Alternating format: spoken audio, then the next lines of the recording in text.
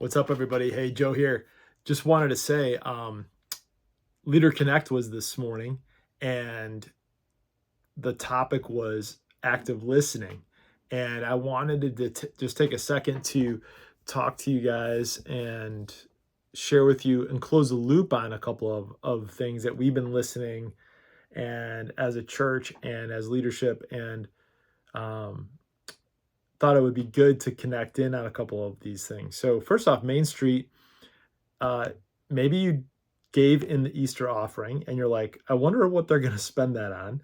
Or maybe you did not give in the Easter offering because you're like, I wonder what they're going to spend that on. Um, I'll just say we hear that and totally understand. And I know that the project has gone a lot slower than what we had anticipated. For me, definitely feeling that slowness, um and because of that, I think sometimes what can happen is we lose momentum a little bit, lose focus. There's not a lot of clarity around what exactly is happening when, and we I hear that, and so I feel that actually, and so I want to say to you that uh, the best that we can do is to see that, to understand that, hear that, and then begin to act on that and do a better job of communicating what's happening. And not that we've done like avoided anything, it's just that it's hard to know, I guess, if I can be honest with you. It's hard to know how much time to take and when to update everybody as small things happen, or as small things happen over time, they become big things because they add up. And so it's just a little bit tricky to know. But for you to know that we understand and hear you. And by the way, if there's clarity around certain pieces of the project that you want to know, please reach out. Shoot me an email. Reply back to this email. Ask a question, or get some clarity around anything. We would love to do that. Um, Specifically in terms of the Easter offering, if you're holding off right now and or you still want to give, but maybe could use some extra information, please let us know. But what's great is right at $5,000 has come in already. And so what you got to know is that we have received the funds from the village, which is great, a commitment from them. We have also received grants, so that's been good. Provision Lab is eligible for grants. Typically, churches are a little harder to get grant money, but Will County has been great and provided some funds to Provision Lab, as well as the Northern Illinois Food Bank, as well as Amazon. And those funds are primarily used to get the food pantry up and running. Some of that can be used for renovation, but primarily for equipment and operations. And then on the coffee shop side, the village funds are able to renovate the coffee shop area, which we're excited about. The storefront went in over the last couple of weeks, which is really cool. But we are not able to use the village dollars to purchase anything related to the business, meaning that's not structural. So if it's not nailed down, it's not something we can use those funds for. So the espresso machine, decor, furniture, all of the different items we're going to need, refrigerator, or the kitchen for having an oven, or because we hope that we'll be able to bake in there, or we'll be able to cater some events in there. We're not able to use the village funds for that. Also, the two apartments that are up top of the building, those are great. We hope to rent those out as part of the overall vision, but we're not able to use the village funds on that because those are residential. And what'll be great if we can rent those out is that rental money can offset the cost of the building. Now, there may be a desire, just so we're clear, that maybe those apartments can be used for ministry. So we might have a day where we see it being able to be something that we could utilize for a resident or intern, or one of our pastors or one of our ministry workers who would benefit by having a space, and we can offer that either at low cost, or we can offer that as part of their compensation, in order for them to be able to live, and maybe not for us to have to pay as much in dollars. So um, so that's all, like, hopefully clear. So what we're going to do is prioritize the project and see where the Easter offering dollars would be most beneficial and have the maximum impact on the project.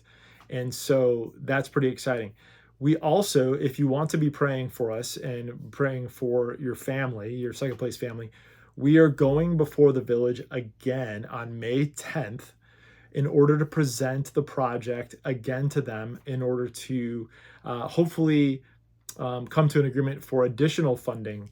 Why? Well, the reason for that is because uh, costs have gone up of materials and labor with inflation, as well as supply chain issues.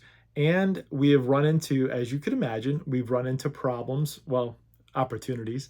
We've run into issues with the building. So there was definitely some of the walls that were not structurally sound. They needed to be reinforced. Some of the concrete footing and the foundation needed to be repoured, and there needed to be some extra work done. So we are excited that we were able to fix that, but that also adds to the cost. And so we're going back before the village on May 10th to ask for additional funding. Overall, the village will not fund more than 80% of the project. So the other 20% is up to us to creatively fund. So that can be done through volunteer labor, that can be done through other donations, grants, and Easter offerings, like we did this time in this past couple weeks.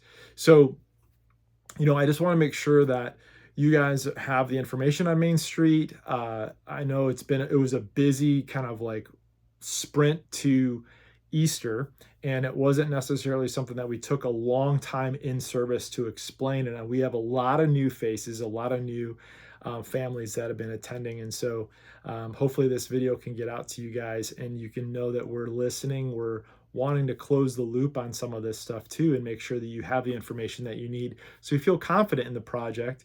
And then the last piece, I guess I would say, is I know that over the years it's been kind of one of those things where it's like, hey, why is a church buying that building? And the community asks that question. Some of you may be asking that question. Is this just like a pet project that Joe wanted to do? To be honest with you, it was not on my bucket list to purchase a dilapidated 130-year-old building as a labor of love and to renovate. Absolutely not. It was a vision that I believe has been very strategic in the way that Second Place has always operated. And that is to be in the community, and knowing that the church is not the place that most people will attend. Instead of being an attractional church, like come to our church, we want to go to where the people are, and we want to be able to interact with them, rub shoulders with them, and be able to show them Jesus before they even maybe know that it's Jesus. And so the coffee shop idea is very strategic, along with the food pantry, and along with Natural Discovery and the Forest School. Is what it is. It's allowing us to have a presence in the community that will be able to then, again, connect with those that may never, ever come to a church service, but they'll come and get coffee.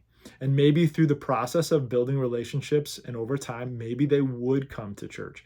But more importantly than going to church is being the church. And my hope and my prayer is that they simply begin following Jesus, that they turn from their story and the way that they're trying to do their life, and they walk towards Jesus, and they surrender their life to him, and they absolutely are able to surround themselves with a community of people that love Jesus and are able to do what God is calling them to do. So we're all about transformation of lives. And we have a home base now at Moni Free, the former Moni Free building.